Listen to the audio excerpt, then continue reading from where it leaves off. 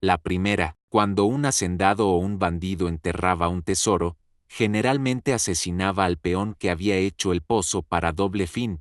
Primero, que nadie supiera dónde había quedado escondido, y segundo, que al quedar enterrado junto al dinero, su alma quedara ahí atrapada para convertirse en el guardián cuya presencia asustaría a todo aquel que se acercara al lugar. Este mito es el que ha popularizado las historias de fantasmas agresivos que atacan súbitamente a quien se acerque, aunque sea por casualidad al lugar en custodia. La segunda señal, cuando una persona oculta un tesoro, su alma no tendrá descanso y penará cerca del entierro de aquellos valores hasta que alguien los saque. Por eso es que se habla de aparecidos que hacen señas llamando a casual transeúnte y señalando el lugar del precioso entierro.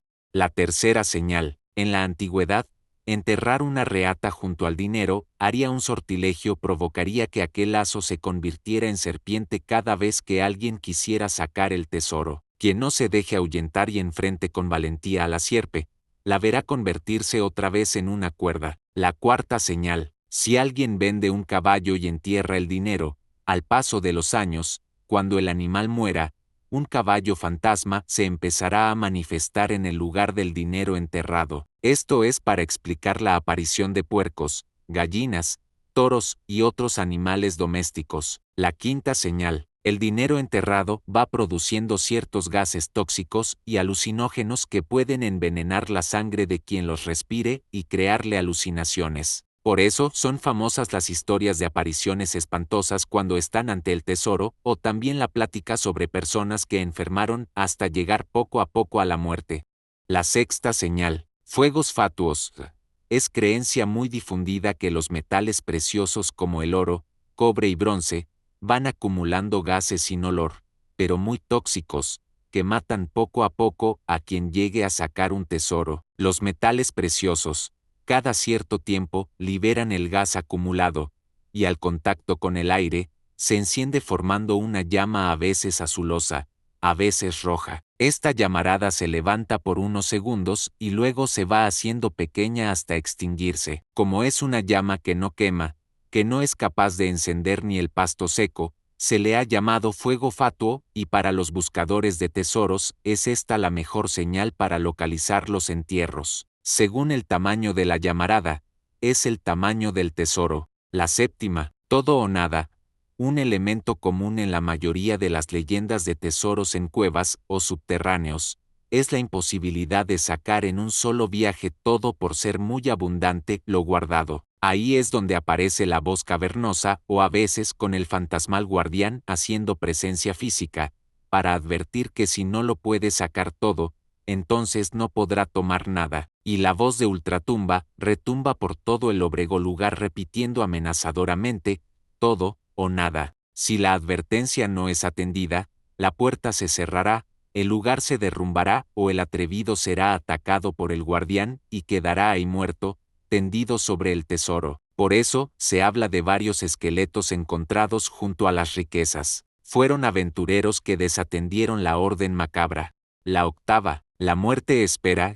Es tradicional el creer que alguien tiene que morir al desenterrar un tesoro. Así pues, alguien morirá por inhalar los gases fatídicos, o debido a una maldición, morirán 2 de cada 5 o 3 de cada 7, pues el guardián de los dineros cobrará venganza, y ésta se puede consumar días después de la aventura. Si la muerte espera, es tradicional el creer que alguien tiene que morir al desenterrar un tesoro. Así pues, alguien morirá por inhalar los gases fatídicos, o debido a una maldición, morirán 2 de cada 5 o 3 de cada 7, pues el guardián de los dineros cobrará venganza, y ésta se puede consumar días después de la aventura. Lleva a creer que la venganza del espíritu guardián cobrará su cuota de muerte en un familiar de cada uno de los que iban a morir. La novena, el ataque fantasma. Los fantasmas son seres etéreos, incapacitados para hacer contacto físico con un cuerpo humano. Se les puede oír, se les puede sentir o ver, pero no se les puede ni nos pueden tocar. Entonces, ¿cómo nos podrían hacer daño? La tradición popular dice que el daño es solo imaginario, su ataque es psicológico. Nos pueden atacar y hacernos sentir dolor, y hasta podemos ver brotar nuestra sangre por las heridas que nos causen. Pero al abandonar el lugar del tesoro, descubriremos que nuestras heridas o desaparecieron o nunca existieron. Quien resiste el ataque fantasma puede llegar a conquistar el tesoro, pero quien no tenga capacidad suficiente para resistirlo aparecerá muerto, sin huellas de violencia, y se dictaminará que murió de un infarto. La 10, las armas y las bebidas. Cuando se busca un tesoro no se deben llevar armas de fuego ni punzocortantes, pues esto ahuyentará al espíritu que señala el lugar porque desea entregar el tesoro. Además, las armas son muestras de desconfianza, que es señal de predisposición a la violencia por codicia, inconformidad, envidia, avaricia y demás pasiones que ahuyentan a las fuerzas espirituales benignas y llaman a los seres del mal. Así que cuando no se busca tesoros con el corazón limpio, en vez de riquezas, lo que van a obtener es un susto que puede costearles hasta la vida. La señal número 11. Dinero encantado. Ese dinero está custodiado por el mero diablo mayor. Se escucha por los pueblos. Se cree que un demonio está custodiando un tesoro ya que aquellas riquezas están malditas por ser un depósito de ladrones y asesinos, producto de muchos crímenes, y por haber costado tanta sangre, son dineros del diablo. Así las cosas, el que intente rescatar aquellas riquezas se va a ver envuelto en una jornada de terror insoportable para cualquier ser humano. De este modo, es como sale toda una gama de instrumentos místicos como lo son las muy especiales velas, veladoras, inciensos, lociones, oraciones, dijes, amuletos, medallas, agua bendita, hierbas protectoras, y hasta armas benditas para enfrentar al demonio medianamente protegidos.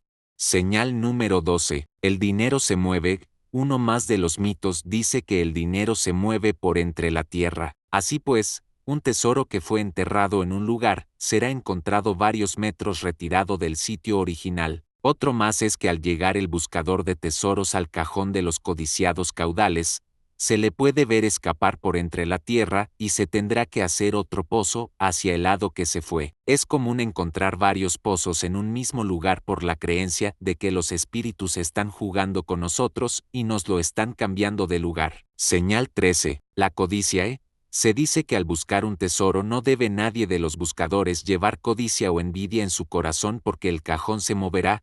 Al estar ya cerca la tierra se endurecerá y será imposible continuar la excavación, o por último, el tesoro se convertirá en otra cosa. Hay historias donde se habla de envidias porque encontraron excremento, vidrios o carbón en vez del codiciado tesoro.